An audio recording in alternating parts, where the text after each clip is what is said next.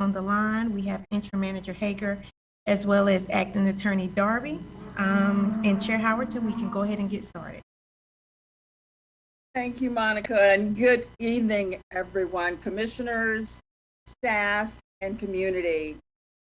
Today is February 14th, 2022, and we all know what February 14th means. It's Valentine's Day, and I'm sure each of you have your Valentine. So I'm going to start off with public charge. The Board of Commissioners asks its members and citizens to conduct themselves in a respectful, courteous manner, both with the board and fellow citizens. At any time, should any member of the board or any citizen fail to observe the public charge, the chair will ask the offending person to leave the meeting until that individual regains personal control. Should decorum fail to be restored, the chair will, I think I said that, but till a genuine commitment to the public charge is observed. I think I'm still on observing Valentine. Maybe that's so. I'm going to ask Mr. Jacobs, would you like to do the Pledge of Allegiance for us? I would love to on this special day. I pledge allegiance to the flag of the United States of America and to the republic for which it stands, one nation, under God, indivisible, with liberty and justice for all. Thank you. Right. So I'd like to ask the commissioners, do you have any adjustments, any agenda adjustments today? Seeing none, I have one it's an it's a resolution, Monica, that I'll read a little bit later. And I will ask Ms. Wallace if she will do our announcements for us at this time. Good evening. I will begin the announcements for tonight's meeting. As a reminder, the links will all be on our county website as well as linked in our agenda packet. Durham Pre-K application for 2022-2023 has begun. The Durham Pre-K application for the 2022-2023 school year will open on February 8th. Please visit www.durhamprek.org to receive more information and to apply. All children who will be 4 by August 31st are eligible. If you have questions, you can also call 1-833-773-5338 or email pre-k@childcareservices.org. DECO Public Health COVID-19 Vaccination Clinic hours. The COVID-19 vaccination clinic at the Durham County Department of Public Health, 414 East Main Street, has the following hours to get your free vaccine: Monday, Wednesday, Thursday, and Friday from 9 a.m. till 4 p.m. Tuesday, 9 a.m. till 5:45 p.m. Appointments and walk-ins are available. Excuse me. All doses are available, and the clinic is closed daily between 11:30 a.m. to 1 p.m. You can visit www.decopublichealth.org/COVID vaccines or call 919-560-9217 for additional information. Eat NC/BU Food Project offering meals for seniors. Home delivered meals are available for food insecure older adults age 55 and up and those with underlying health conditions. To refer a household, please visit bucafe.com/pages/BU-food-project. You can also email bufoodproject@bucafe.com or call 877-420-0444. Walk for your health and loved ones. The Men's Health Council of the Durham County Department of Public Health celebrates American Heart Month by inviting everyone to walk with them and DECO Public Health Director, Mr. Rod Jenkins, on its Walk for Your Heart and Loved Ones community walk event. This event will be held on Saturday, February 19th from 9:30 a.m. till 10:30 a.m. at Southern Boundaries Park, located at 3400 3rd Fork Road. For additional information, you can contact Joyce Page at jpage, P-A-G-E, at dconc.gov or call 919-560-7109. Tax help from AARP Foundation Tax Aid. AARP Foundation Tax Aid provides tax assistance to anyone free of charge, with the focus on taxpayers who are over 50 or have low to moderate income. Tax aid volunteers will be on site in the main auditorium. Please enter the main entrance to the screen, then proceed to the first floor auditorium entrance. Located at the Durham County Main Library, 300 North Roxborough Street, on Mondays and Wednesdays, ending April 13th. The hours are 11 a.m. until 4:30 p.m.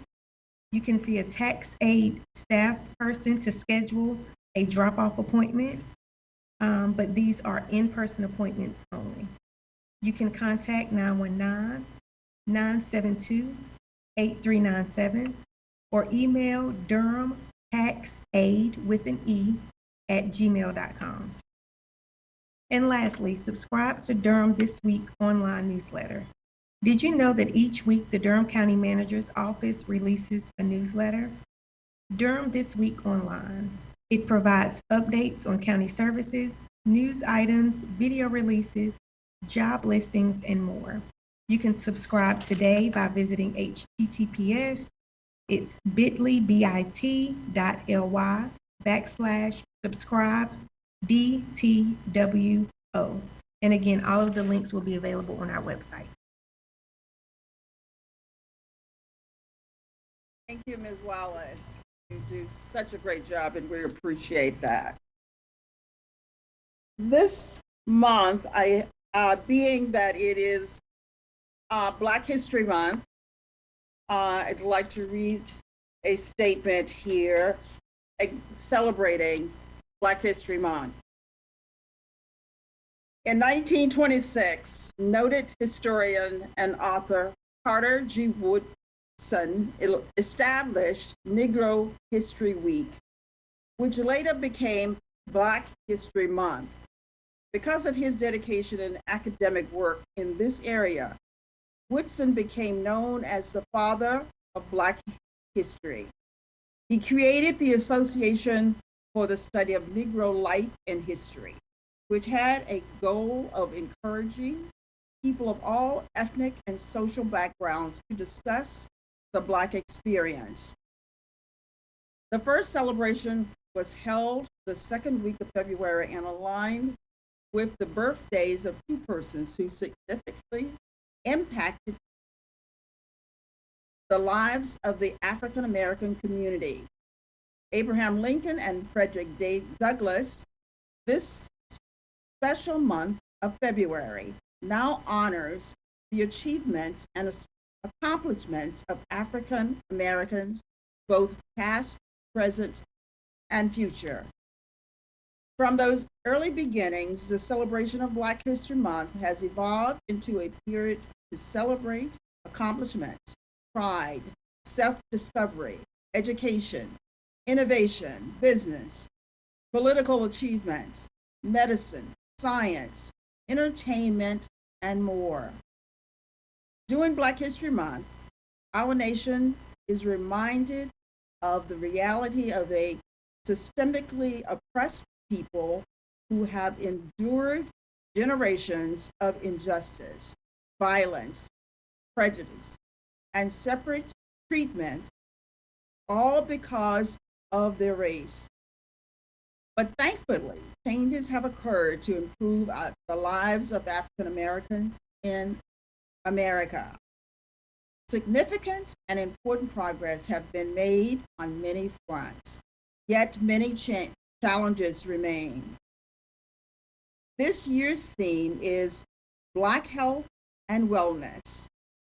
How fitting that theme is, because we know that the COVID pandemic highlighted the racial disparities in healthcare.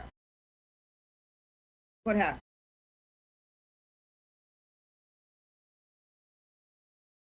Am I still there? Yes, ma'am. Okay, something just kind of blinked there. Disparities in healthcare. Early on, we saw the staggering impact of COVID cases and death in communities of color. Harvard professor Dr. David R. Williams noted, the coronavirus did not create racial inequities in health.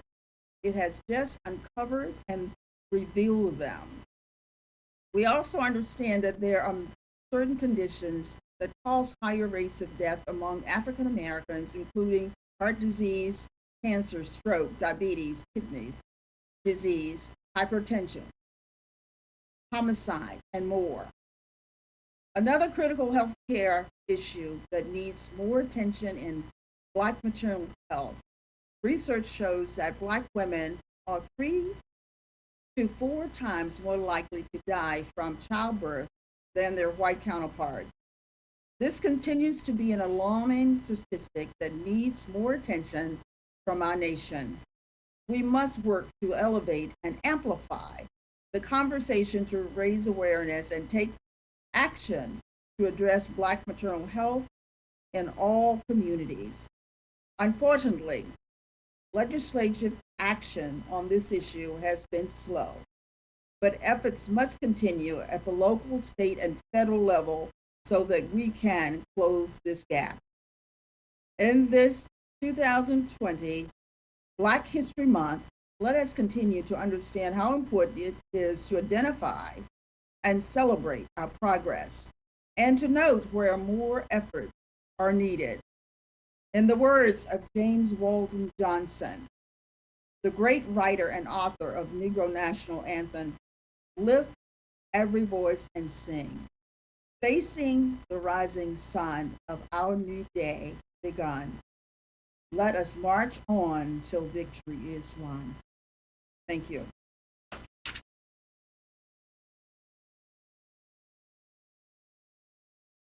All right.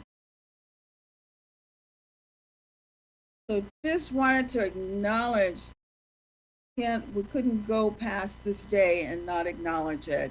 If there are any comments from any other commissioners,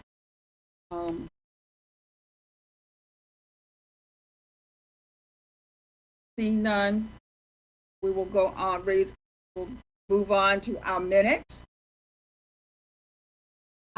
Commissioners, we have before us January 3rd, 2022, and our work session, and January 24th, 2022, regular session minutes for approval.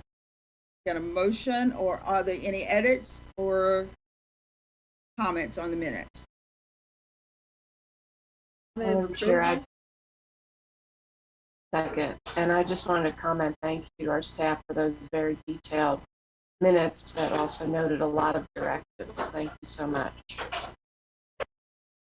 Okay, there was a motion from Commissioner Burns and Carter.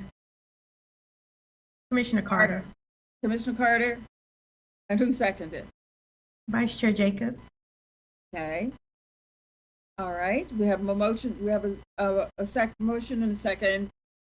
And we can have the clerk call the roll, please. Commissioner Alam. Aye. Commissioner Burns. Aye. Commissioner Carter. Aye. Vice Chair Jacobs. Aye. And Chair Howerton. Aye. Minutes have been approved unanimously. Chair Howard. Yes. It's Commissioner, I'm sorry, I didn't, when we went after the announcement and then we went right into the proclamation, I actually did have two announcements I wanted to make. I didn't know when I could do it because we went right into it. So could I make my two random announcements now? Okay, I don't know if anybody else that have one. Also, thank you for that proclamation. I didn't have anything to say, but I did just think today Commissioner Howard attended an hour in one session, and the thing that got the loudest applause in the room, the loudest. I thought I got the loudest applause. Commissioner Howerton decided she was gonna beat me because I said, it says too many North Carolina people in here, and I said we're everywhere. So the whole half of the room was North Carolina after the introduction. So it went left, and everyone was afraid. But Commissioner Chair Howerton got up. He said, and I am on a historic all-woman board. It was standing ovation, claps everywhere, and that was especially important after two women stood up, and they told us not only were they the first women, but they were the first African Americans in their county's history. One was from 1803, the other one from 1837. So may we never take these opportunities lightly. I know we joke and we argue and we fuss, but we stand on very hollow ground. And I say that not to you, I say it to myself. But my two announcements. Okay, so I sit on the library board, and we did a scavenger hunt, and we did trivia, and we did Black Superhero. But on today, it's not just books at the library. We actually, you all are familiar with shea butter. Shea comes from the African shea tree. So from today until Friday, you can actually go to the main library. I'll give Monica the pre-registration, and we have kits prepared for kids to make their own shea butter chapter. So I know that sounds, but it's more than just books out there. So you can register. They got multiple flavors. They have all the ingredients. Adults have to pick them up, so kids not come down there and pick up their own kit and microwave themselves and get hurt. And then number two on my announcement is I've seen some people partake in it. I know Commissioner Jacobs has. I've seen Senator Woodard. Natalie, I think Commissioner Alam has, going downtown to eat as we support our small business. But today is the first day of the Downtown Durham Feast, and it goes from February 14th to March 13th. And you can actually, there's a link, you eat downtown, and if you upload your receipt, there's a chance for you to win a couple of hotel nights, $100 in spendable Bull gift cards that you can use downtown. So as we try to support our businesses, especially our restaurant, during this, as we're still in the pandemic, there's an opportunity for you to win some really nice things. There's a gift card, like I said, one night at a downtown hotel, and $100 in spendable Bull cash. So it's on our website. I noticed in the newsletter, but the downtown fee started today, and then we also have shea butter lip gloss kit at the main library. Those are my two announcements. Thank you, Commissioner Burns. The meeting that we were in with that announcement was really something. The room was packed. So we've had some great sessions going on in DC. So thank you. And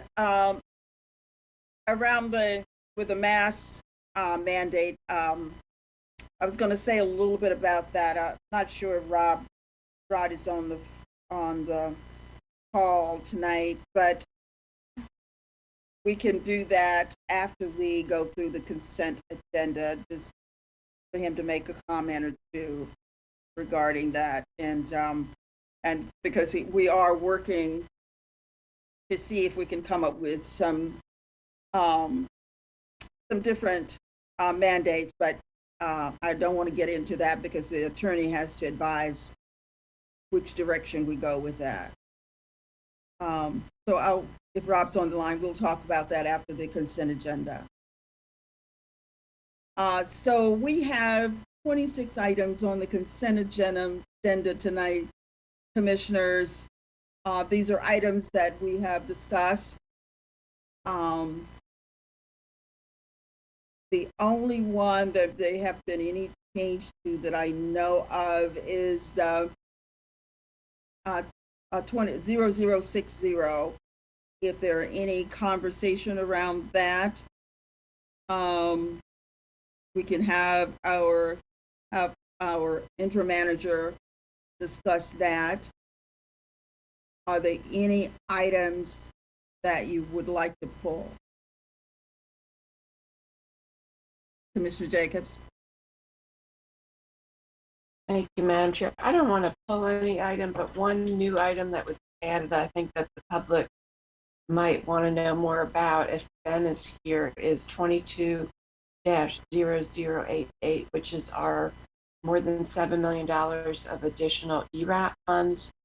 This is something new that the public might be interested in, and if he was here, if he could just talk about that for a minute. Okay, why don't we do this? So you want that one, some discussion around that one, and the one that I mentioned earlier. Why don't we approve all items except that one, unless commissioners have questions about any of the others?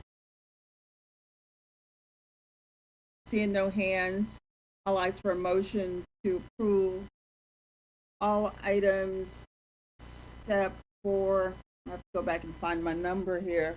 That was 0060, and then which one, Commissioner Jacobs, for you?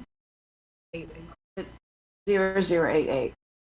Okay, if I can get a motion to approve all except for those two. Madam Chair, I move for approval of the consent agenda excluding items 22-0060 and 22-0088. Okay, and can I get a second? Is there a second? Second. Second, get a roll call, please. Commissioner Alam, Aye. Commissioner Burns, Aye. Commissioner Carter, Vice Chair Jacobs, Aye. and Chair Howerton. Aye. The consent agenda has been approved except for the two items mentioned. Okay, so Interim Manager Hager, would you just mention a little bit about what was a different? Yes, ma'am. Good evening, commissioners. It's a pleasure getting to this point with the adoption of our renewable energy plan. I feel like there should be some confetti falling down and balloons going up and fireworks going off. And we presented the plan at the meeting, our work session on February 7th. There were 3 different scenarios from a funding perspective that we looked at moving forward with. The agenda in the February 7th meeting gave the commissioners 3 options, with the understanding we could adopt the plan and then refine which option we would move forward with. Based on conversation since that meeting, we're recommending that the board moves forward with the accelerated investment scenario, and the agenda was revised that the manager's recommendation is that the board receive the presentation from the 7th work session and adopt the renewable energy plan with an endorsement of the accelerated implementation option. And Tobin Friedman is on the line, as well as Jay Gibson, and they can answer any detailed questions. So that is the highlights of that particular item. Okay, any questions or concerns from commissioners? Okay, well, thank you, Tobin and Jay, for being here. Commissioner Jacobs, you have your hand. I don't have a question. I just want to celebrate the staff for this moment. The plan is really something for all of us to be proud of, and I think this is a very, as our interim manager was recognizing, this is a monumental, transformative moment, and I just want to thank you all, and I'm excited about us, at least policy-wise, moving forward with the accelerated scenario. I do have a question, which is, just wanted to hear a little bit about how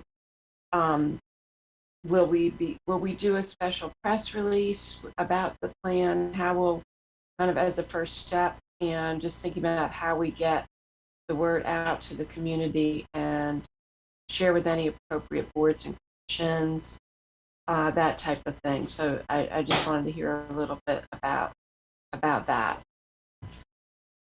from our interim manager or Tobin or whoever's appropriate. I will have Jay share some thoughts, but as with any plans that we adopt, especially one of this nature, we will have a press release as well as other approaches to make sure the community is aware. We will work with Deborah Craig Ray, and this is such a timely effort and much needed, and the public has been watching us as we've worked through this process. And so I'll defer to Jay and or Tobin to see if they have other thoughts and comments. Thank you, Manager, and good evening, Commissioners. I think Interim Manager Hager has appropriately captured it. Obviously, this will be a part of the official minutes and the distributions that go out later this evening from the Public Information Office to the community as a key agenda item and a key accomplishment of this board. And then likewise, we had already reached out to Deborah following the work session, and Tobin and Deborah and her team will be working together on that because as you've all noted and as the managers noted, there's a lot of community excitement on this, and we certainly want to let these folks who have been engaged and who are excited know the good things that are coming as a result of this effort. And if you'll permit me a moment of personal privilege, I just want to also recognize Tobin because Tobin, Perry, a few others, this has been a very heavy lift over a very long time through COVID. We were impacted a little bit early on by the malware.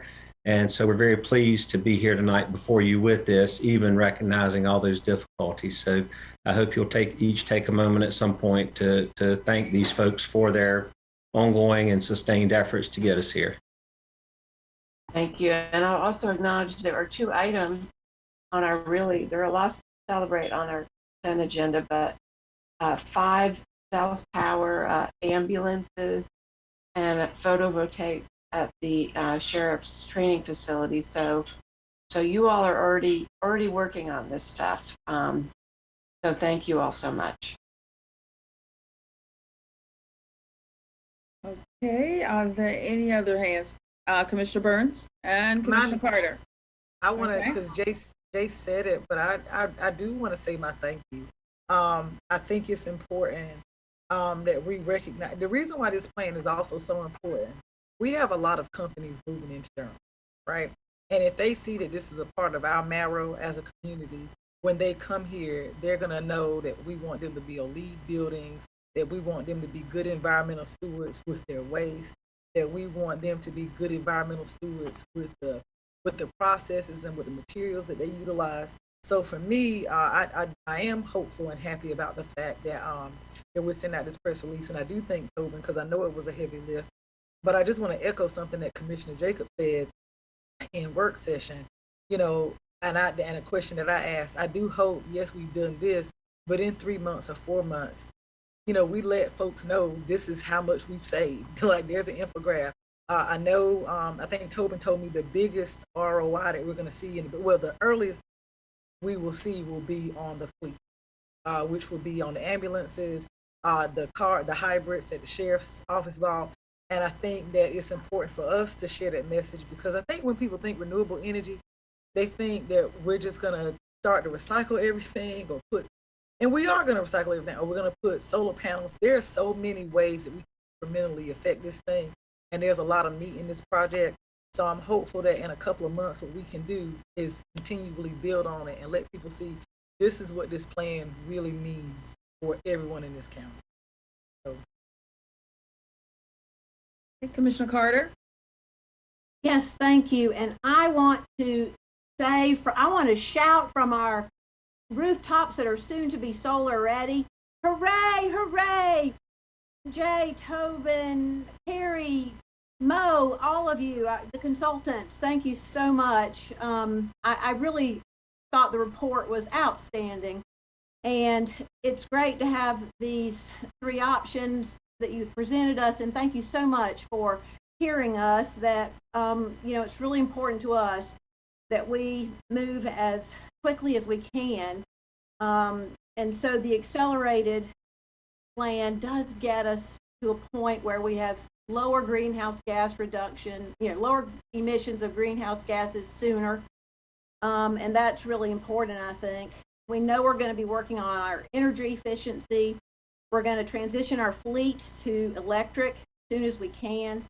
We're going to be doing things like, with this accelerated plan, 2 heat pumps a year converted to electric instead of just 1, and also 4 rooftop solars instead of 2.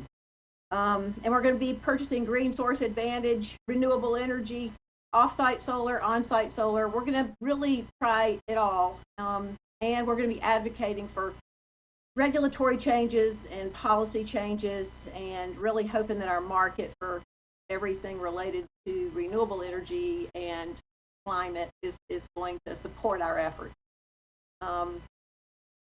Just thrilled to celebrate this tonight. Thank you so much. Anyone else?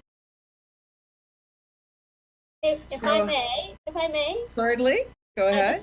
I want to say thank you to all of you for your support. You've been great support in establishing the goal and in pushing forward with this plan. So I'm really proud of it, and I'm proud of Durham County for adopting it, and I'm really looking forward to implementing it. And for the public out there, I wanted to let everyone know that as soon as it's adopted, it will be available on the Greener Durham website. So go to greenerdurham.net, and it will be right there at the top. I'm going to push publish as soon as it's adopted. Thank you. So thank you, Tobin. Thank you, Jay. Thank you, team. Because we all know that nothing happens without a team, without a lot of people working with you. So thank you all for the work you do. And one of the things that I want to just kind of put out there to you, NACO loves highlighting things that we do, and they are looking for a story. So, we just heard the last couple of days, Commissioner Burns and I at the conference, they are looking for our stories. So they'd love to highlight something like this. So feel free to, as I say, ring them up. Thank you so much. And if there are no other questions or comments, commissioners, we will move to the next item that was pulled. And I think that was an item that you had a question about, Commissioner Jacobs. Yes, Madam Chair, I didn't have a question. I just wanted to give Ben the opportunity to be able to share more information with the public, because we know this is an ongoing issue of concern, and the fact that we have more than $7 million of additional rental assistance funds coming into the county. I just wanted to give Ben that opportunity to share more information with all of us. Thank you. Sure.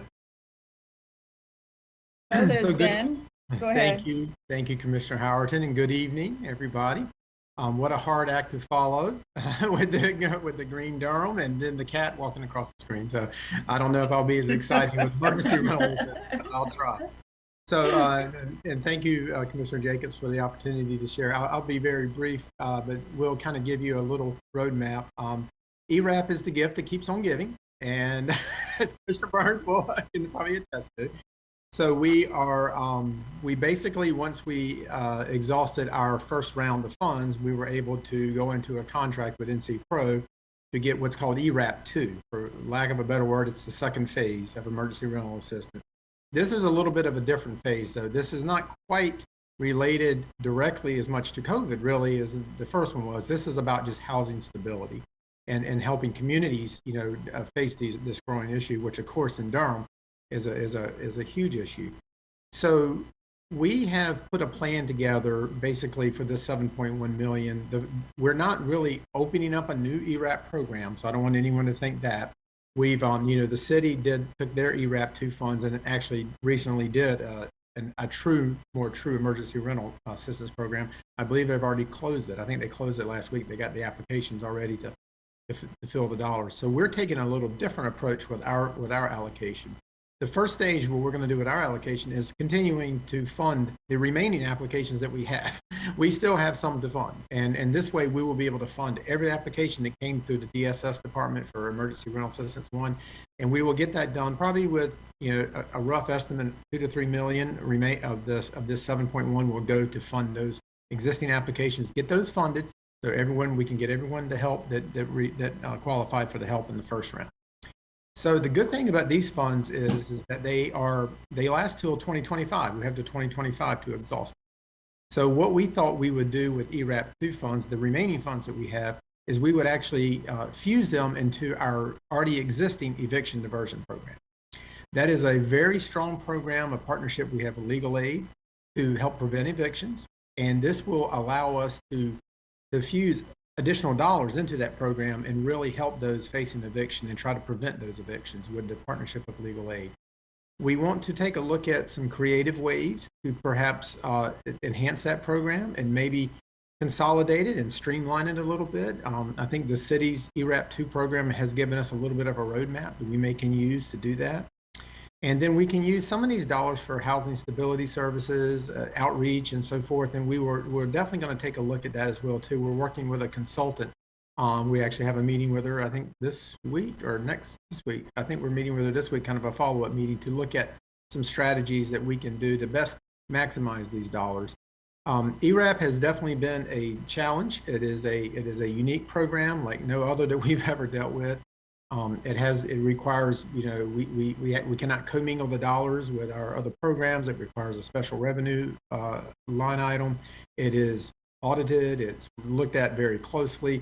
So we're very, very conscientious when we get these funds.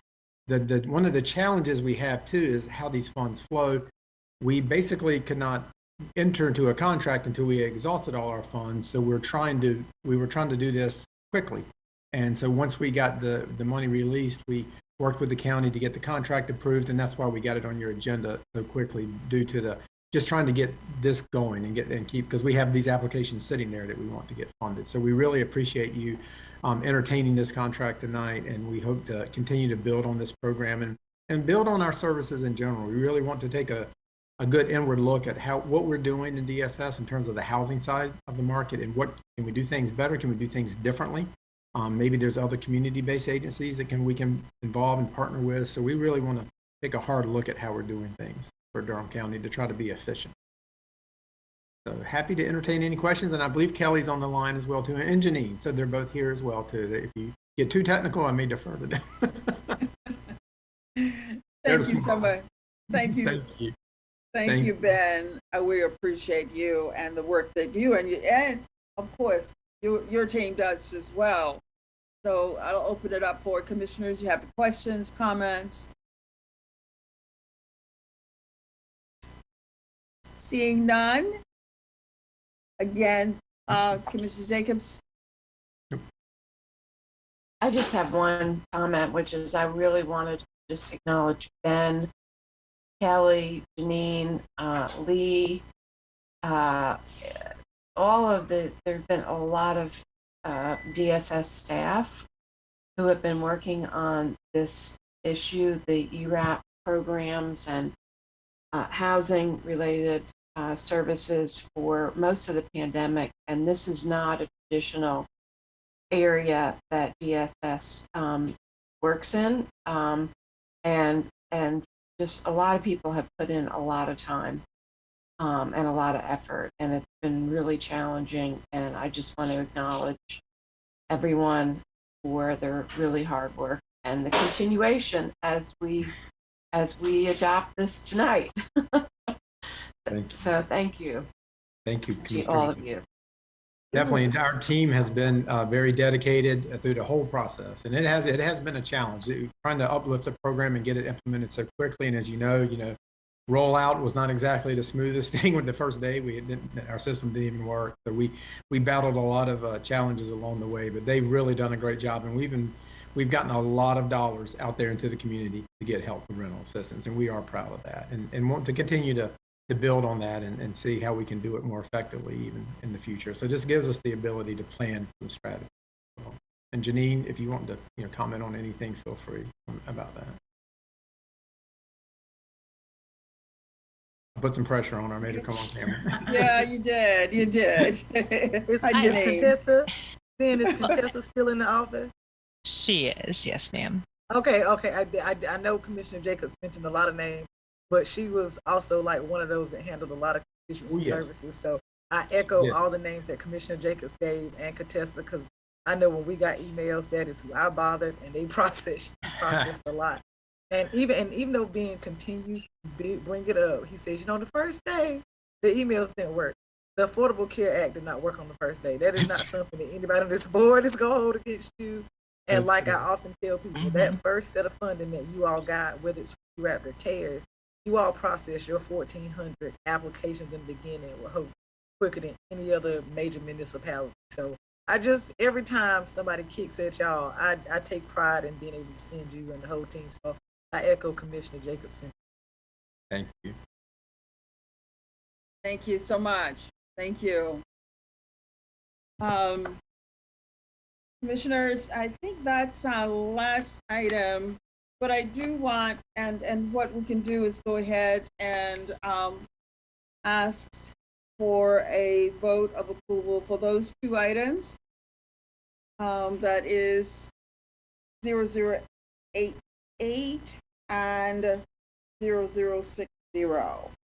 I got a motion to approve both of those. So moved, Madam Chair. Okay, it's been moved by Commissioner Carter, second by Commissioner Lum. Get a roll call vote, please. Commissioner Alon. Aye. Commissioner Burns. Aye. Commissioner Carter. Aye. Vice Chair Jacobs. Aye. Chair Howerton. Aye. Been approved unanimously. Commissioners, I just want to say for the other staff, for the rest of the staff, there's so many great things on our agenda, on our consent agenda. If we pull each and every one of those items and just appreciate you for the work that you do, we keep you here all night. Now, if you would like for me to do that, you can just send me a text, send me an email, and I'll pull all of those and acknowledge you and keep you here till midnight. I make a motion that we review all of the consent items. Do I have a second? It fails. It fails by not getting a second. $40 million. Communities in school got 146,000. We should talk about all of them. Commissioner Burns, we will move on. Thank you very much. So I just wanted to, if is Rod on the line tonight? Rod he is not here tonight. We are scheduled to have the update at the next meeting. And so he'll be here for the next. Thank you. You're welcome. I've gotten a few calls today and emails regarding a mask mandate, and just wanted him to talk a little bit about that, but there will be an update at our next meeting, and we'll go over those questions that was asked. Okay. So is there anything else, commissioners? That brings us to the end of our agenda, unless there are other questions or concerns. If not, I'll entertain a motion for to adjourn. And Madam Chair, I move to adjourn our meeting. I get a second. Second. It's been moved and second to adjourn. Have a roll call. Commissioner Alon. Aye. Commissioner Burns. Aye. Yes. Commissioner Carter. Aye. Vice Chair Jacobs. Aye. Chair Howerton. Aye. And Commissioner Burns, you can stay on, but meeting is adjourned. Good night. Good night, everyone.